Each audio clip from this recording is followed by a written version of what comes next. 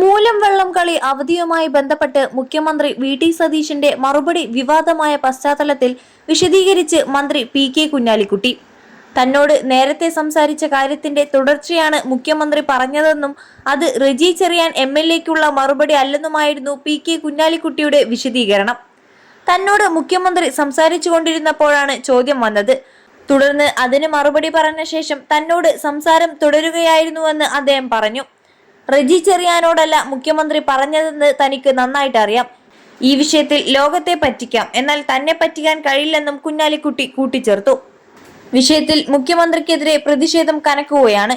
ഇന്നലെ ചമ്പക്കുളത്ത് മൂലം ജലോത്സവം ഫാൻസ് ക്ലബിന്റെ നേതൃത്വത്തിൽ മുഖ്യമന്ത്രി വി.ടി. സതീശന്റെ കോലം കത്തിച്ചിരുന്നു. ലോകമെമ്പാടുമുള്ള വള്ളം കളി പ്രേമികളെ അവഹേളിക്കുന്ന രീതിയിലായിരുന്നു മുഖ്യമന്ത്രിയുടെ പ്രതികരണവും പ്രതിഷേധക്കാർ ആരോപിച്ചിരുന്നത്. മുഖ്യമന്ത്രിയുടേത് ധിക്കാരപൂർവമായ സമീപനമാണെന്നും കുട്ടനാടൻ ജനതയെ മുഴുവൻ ഇതിലൂടെ അപമാനിച്ചെന്നും പ്രതിഷേധക്കാർ പറഞ്ഞു.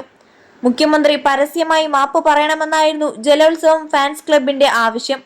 എം.എൽ.എയുടെ ആദ്യ സബ്മിഷനിൽ തന്നെ ഇത്തരമൊരു അനുഭവം ഉണ്ടായതിൽ കേരള കോൺഗ്രസ് ജോസഫ് വിഭാഗത്തിലും അതൃപ്തി പുകയുകയാണ്.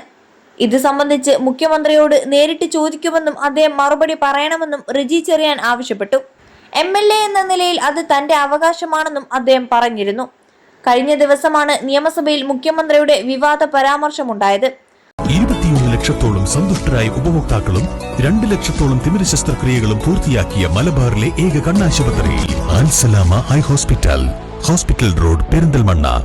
കുട്ടനാട് എം.എൽ.എ റെജി ചെറിയാൻ അവതരിപ്പിച്ച സബ്മിഷന് മറുപടി നൽകിയതിന് പിന്നാലെ മുഖ്യമന്ത്രി നടത്തിയ പ്രതികരണം മൈക്കിലൂടെ പുറത്താകുകയായിരുന്നു. ജൂൺ 29 നടക്കുന്ന മൂലം വള്ളംകളി ദിവസം കുട്ടനാട് താലൂക്കിന് പ്രാദേശിക അവധി അനുവദിക്കണമെന്നായിരുന്നു റെജി ചെറിയാന്റെ സബ്മിഷൻ. വെള്ളം കളി ദിവസം കുട്ടനാട് താലൂക്കിന് അവധി അനുവദിക്കുന്ന കാര്യം സർക്കാർ പരിശോധിച്ച് തീരുമാനിക്കും എന്നായിരുന്നു സതീശൻ മറുപടി നൽകിയത്. ഇതിനുശേഷം സീറ്റിൽ ഇരുന്ന ശേഷം ഒരു കാരണവശാലും കൊടുക്കില്ല എന്നായിരുന്നു സതീശൻ പറഞ്ഞത്.